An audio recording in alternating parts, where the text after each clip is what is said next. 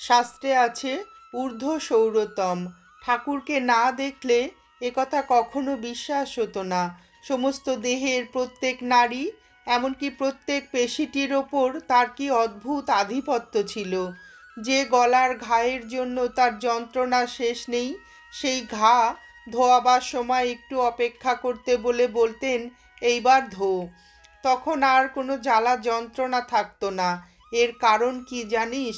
যোগীরা সর্বদেহের ওপরে আধিপত্য করতে পারেন, এমনকি তারা হৃৎপিণ্ডের গতি পর্যন্ত বন্ধ করে দিতে পারেন।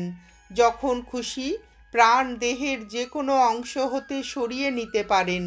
তখন দেহের সেই অংশটা জড়ের মতো হয়ে যায়। কোনো প্রকারের অনুভূতি আর তাতে থাকে না।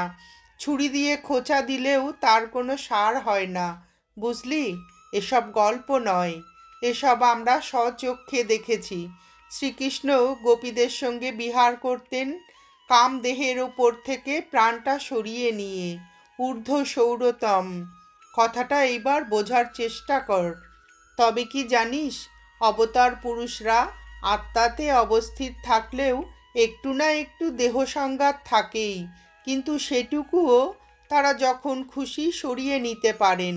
এই একটু কিন্তু থাকা চাই, নইলে দেহ থাকে না। এই যেমন ঠাকুর বলতেন, খোলের ভেতর শ্বাসটা শুকিয়ে আলাদা হয়ে গেলেও ওটা খোলের সঙ্গে একটা না একটা জায়গায় লেগে থাকেই।